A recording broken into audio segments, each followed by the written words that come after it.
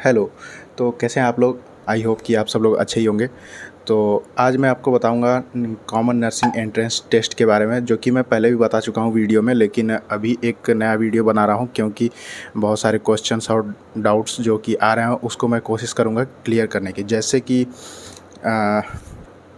INC से जो है कि अप्रूव्ड है कि नहीं हमारा कॉलेज, जो कि बीआरडी मेडिकल कॉलेज के बारे में बताऊँगा।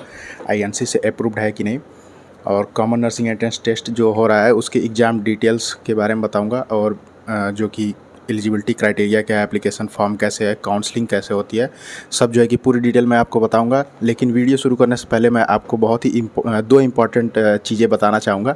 सबसे पहला ये कि आप जो है कि हमारा चैनल सब्सक्राइब कर लें, और जो है कि कॉलेज के बारे में आपको जानकारी मिलती रहेगी। और दूसरा ये कि आप अगर कोई भी क्वेश्चन हमसे पूछें तो कमेंट सेक्शन में पूछ सकते हैं, और उसके अलावा जो कि इंस्टाग्राम पे ये नीचे आ रहा है, ये जो मेरा हैंडल आ रहा है, उस पे जाके डायरेक्टली मुझे मैसेज करके कोई भी आपका डाउट हो पूछ सकते हैं। कमेंट सेक्शन में कमेंट करने के बाद जो रिप्लाई होते हैं उसमें ना पूछें, क्योंकि उसमें जो है कि मुझे पता नहीं लग पाता कि नोटिफिकेशन ही नहीं आता उसका, तो फिर दिक्कत होती है। डायरेक्ट कमेंट करें या फिर रिप्लाई में घुस घुस के उसके अंदर कमेंट ना करें। तो सबसे पहले ये जान लेते हैं कि सी नेट का मतलब क्या है, जिसके एग्ज़ाम के बारे में हम लोग बात कर रहे हैं। कॉमन नर्सिंग एंट्रेंस टेस्ट, जो कि अटल बिहारी वाजपेयी मेडिकल यूनिवर्सिटी ने जो कि कंडक्ट कराती है पूरे यूपी में। अगर आपको किसी भी गवर्नमेंट कॉलेज, प्राइवेट कॉलेज, या फिर SGPGI, KGMU, RML, UPU, MS Saifai, या फिर मेरठ, या फिर किसी भी प्राइवेट कॉलेज या गवर्नमेंट कॉलेज में आपको एडमिशन लेना है तो आपको ये एग्ज़ाम देना ही पड़ेगा। तो सी नेट के थ्रू कौन कौन से, जैसे सी नेट के थ्रू कौन कौन से एग्ज़ाम होते हैं, तो बीएससी नर्सिंग जो कि 4 ईयर का कोर्स है वो एग्ज़ाम होता है। पोस्ट बेसिक बीएससी नर्सिंग वो 2 ईयर का एग्ज़ाम होता है, वो भी सी नेट के थ्रू होता है।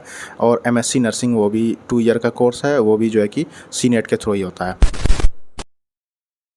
बात कर लेते हैं सिलेबस के बारे में। तो सिलेबस आपको जैसा कि पता ही होगा, इसमें नर्सिंग एप्टीट्यूड 20%, जो कि उसका वेटेज है वो 20% नर्सिंग एप्टीट्यूड का।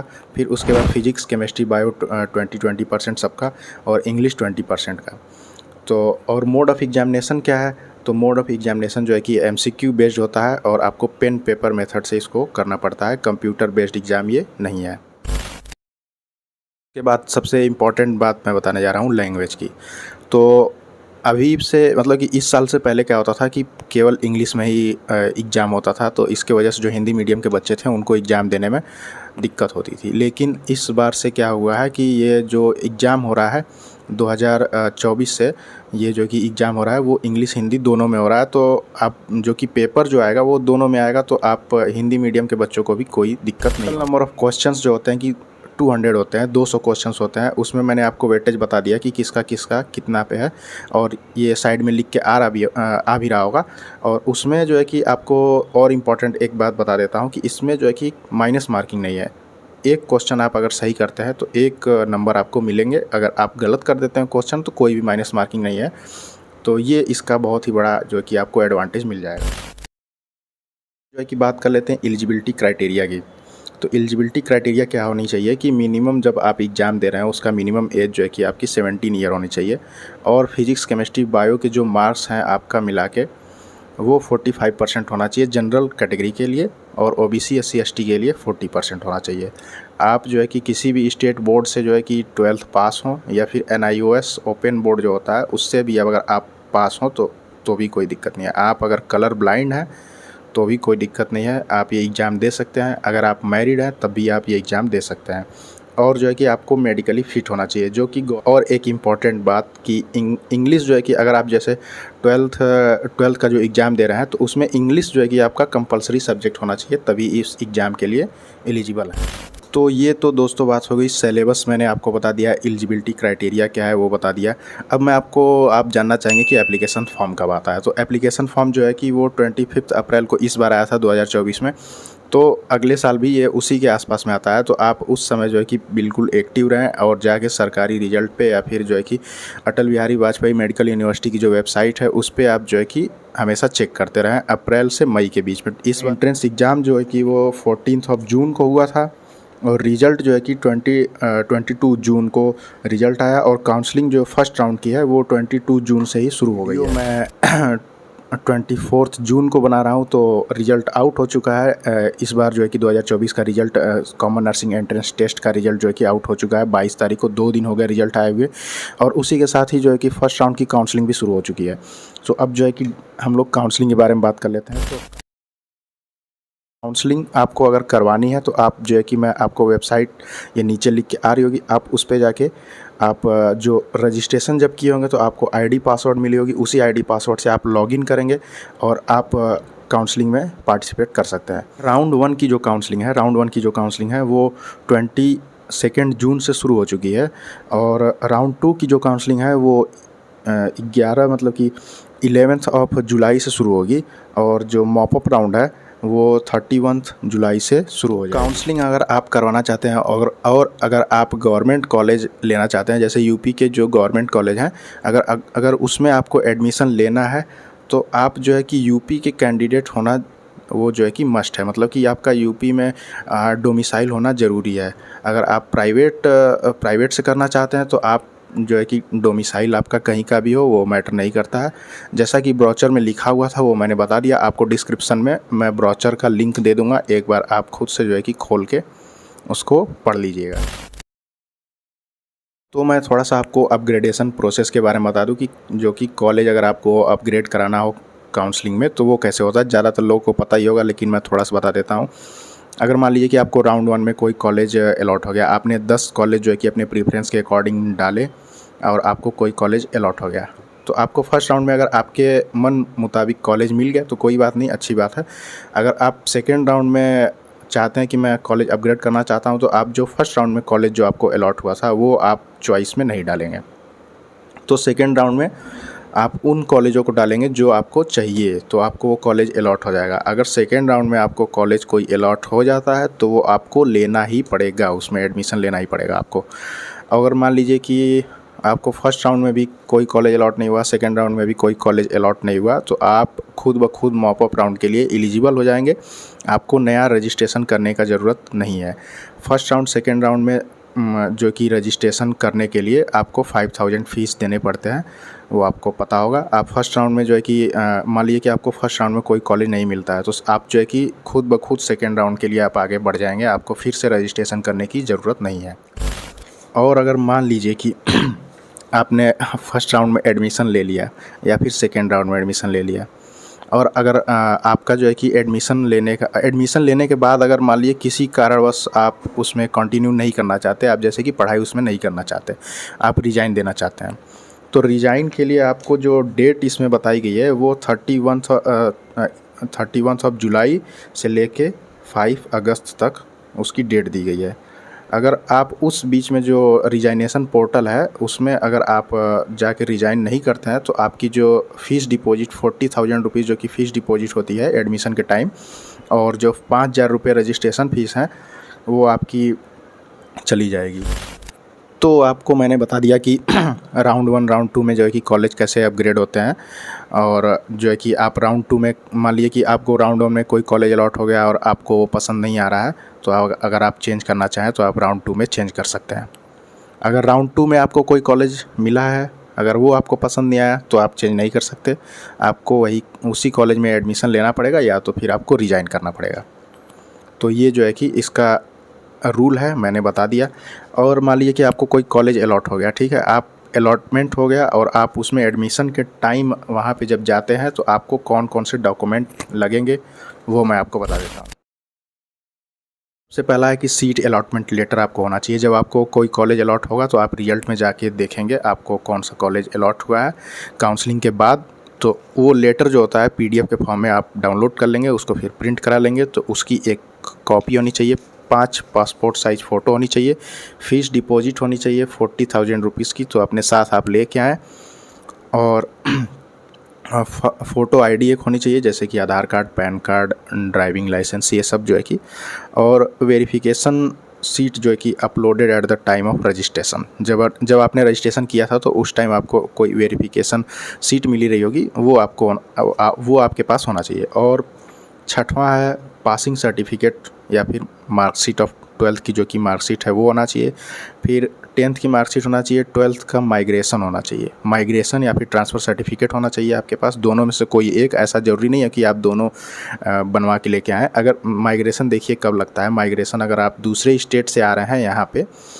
तब आपको माइग्रेशन की ज़रूरत होती है। अगर आप यूपी के ही स्टूडेंट हैं, तब एक कॉलेज से दूसरे कॉलेज जब आप जाते हैं या तो आपको ट्रांसफ़र सर्टिफिकेट मिलता है, वो आप लेके आएंगे।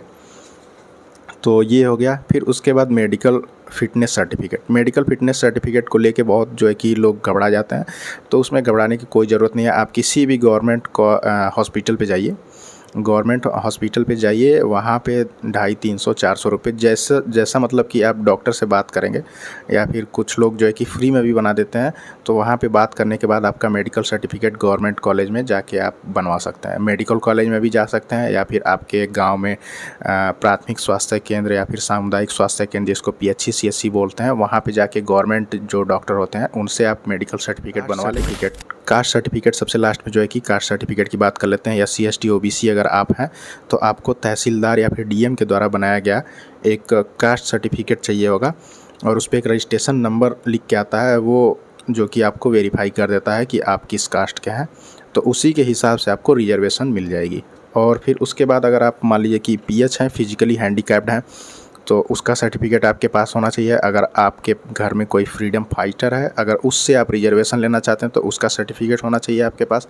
NCC का C सर्टिफिकेट होना चाहिए, जिनके पास जिन्होंने NCC किया हुआ है, अगर उससे रिजर्वेशन वो लेना चाहते हैं तो उसको उनका C सर्टिफिकेट उनको शो करना होगा। इसमें ख़ास बात यह है कि इसके जो है कि आपको ओरिजिनल कॉपी आपके साथ होना चाहिए, लेकिन आपको जो है कि सबमिट नहीं करना है। जब एडमिशन लेने आप आएंगे, तो इसकी केवल सेल्फ अटेस्टेड फ़ोटोकॉपी होनी चाहिए, फ़ोटोकॉपी केवल सबमिट होगी। आपको डॉक्यूमेंट तभी जमा करना है जब आपका जो है कि एकेडमिक सेशन शुरू हो जाएगा, आपने एडमिशन ले लिया है, आपकी क्लासेस शुरू हो चुकी हैं, उसके बाद आपको जो है कि ओरिजिनल जितने डॉक्यूमेंट्स मैंने बताया उसके ओरिजिनल आपको जमा करने पड़ेंगे अपने कॉलेज में। जो है कि काउंसलिंग पूरी कर ली, आपने एडमिशन ले लिया, डॉक्यूमेंट सब कुछ मैंने बता दिया, कैसे अपग्रेड होता है सब कुछ मैंने बता दिया। तो मैंने आपको पहले ही बताया था कि एडमिशन लेने के बाद अगर आप मान लीजिए कि रिज़ाइन करना चाहते हैं, आप उस कॉलेज में नहीं रहना चाहते, तो एक जो रिज़ाइनेशन पोर्टल जो शुरू किया गया है, जो रिज़ाइनेशन विंडो जो होगी ओपन जो होगी 31/7/24, मतलब कि 31 जुलाई से लेके 5 अगस्त तक, उसके बीच में आपको रिज़ाइन करना पड़ेगा। अगर आप उसमें रिज़ाइन नहीं करते हैं, तो आपका जो 5,000 और काउंसलिंग फ़ीस है और सीट कन्फर्मेशन फ़ीस है 40,000, वो चली जाएगी।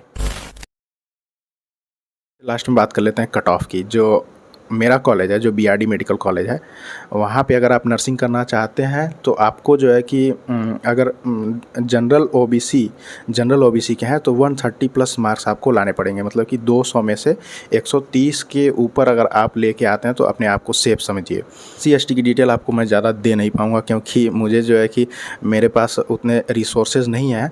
अगर आप लेकिन इस कॉलेज में एडमिशन लेते हैं इस बार, तो आपसे मैं रिक्वेस्ट करूँगा कि आप ज़रूर मुझे मैसेज करें एक बार, या फिर आप मुझे जो है कि मिलें, या फिर इंस्टाग्राम पे मैसेज करें, जो यहाँ पे लिख के आ रहा होगा। और अपने जो है कि अपने मार्क्स ज़रूर बताएं, अपने रैंक भी बताएं, अपने मार्क्स भी बताएं कि आपने किस मार्क और किस रैंक पे एडमिशन लिया था, ताकि मैं आगे जो है कि बच्चों को बता सकूँ। फिर सबसे लास्ट में बात कर लेते हैं कि हॉस्टल और जो है कि फ़ीस की, कि हॉस्टल और ट्यूशन फ़ीस क्या है। तो देखिए, ट्यूशन फ़ीस जो है कि अगर आप गवर्नमेंट कॉलेज में हैं, तो मैं एक मोटा बता देता हूँ BRD मेडिकल कॉलेज का। तो लगभग सारे गवर्नमेंट कॉलेज का इसी के आसपास ही रहता है। आप जाके वेबसाइट पे, जो अटल बिहारी वाजपेयी मेडिकल यूनिवर्सिटी की ऑफिशियल वेबसाइट है, आप उसमें सीट मैट्रिक्स में जाइएगा। सीट मैट्रिक्स में आप ओपन करेंगे, आप किसी भी कॉलेज की फ़ीस देख सकते हैं उसमें। तो मैं गवर्नमेंट कॉलेज का एक बार आपको बता देता हूँ कि 1,04,700 रुपये, 1,04,700 रुपये टोटल फ़ीस बता रहा हूँ मैं आपको। First year, second year, third year, fourth year, इतने में आपका टोटल जो है कि नर्सिंग BSc नर्सिंग आपका कंप्लीट हो जाएगा टोटल। ये वेबसाइट पे लिखी हुई है, मैं आपको यहाँ पे एक स्क्रीनशॉट डाल दूँगा, आप देख लीजिएगा। और अगर आप प्राइवेट से करते हैं, मैं एक ही जो है कि सभी कॉलेज का नहीं बता रहा हूँ, एक मोटा एक कॉलेज को मैं किसी को पकड़ लेता हूँ। तो उसमें अगर आप प्राइवेट कॉलेज से करते हैं, तो आपकी फ़ीस हो जाएगी 6,41,000 रुपये। तो आप देख रहे हैं लगभग 5.5 लाख रुपए का डिफरेंस है। तो बहुत लोग जो कहते हैं कि गवर्नमेंट और प्राइवेट में क्या अंतर है, तो ये अंतर होता है। अगर आप गवर्नमेंट कॉलेज में एडमिशन लेते हैं तो आपकी फ़ीस जो है कि एकदम मिनिमल हो जाती है, और स्कॉलरशिप जो होती है कि वो हर साल आती है, आप स्कॉलरशिप के लिए एलिजिबल होते हैं, और आपका जो ट्यूशन फ़ीस है वो रिफ़ंड हो जाता है। तो इससे जो है कि लगभग ना के बराबर आपका जो है पैसा लगता है। हॉस्टल के बारे में अगर मैं बता दूं तो जो कि आपको वेबसाइट पे जाके कॉलेज जो है, जो जिस कॉलेज में आप एडमिशन लेना चाहते हैं, आप उनकी वेबसाइट पे जाके एक बार चेक करिए कि वो हॉस्टल देते हैं या नहीं, या फिर उनसे पूछिए कि वहाँ पे हॉस्टल मिल रहा है या नहीं। लेकिन जो मेरा कॉलेज है बीआरडी मेडिकल कॉलेज, यहाँ बता दूँ तो अभी जो है कि गर्ल्स और बॉयज़ दोनों के लिए हॉस्टल नहीं मिल रहा है। आगे फ्यूचर में हो सकता है कि मिले, ये कोई पत्थर की लकीर नहीं है। मैं कह दिया कि अगर नहीं मिल रहा है तो ऐसा नहीं है कि नहीं मिलेगा। आगे जैसे कि हॉस्टल बन रहा है तो वो मिलेगा जल्दी। जो है कि गर्ल्स का तो जो है कि ऑलमोस्ट बन के तैयार हो चुका है, बॉयज़ का तो अभी काम चल रहा है, तो आगे जो है कि मिल सकता है।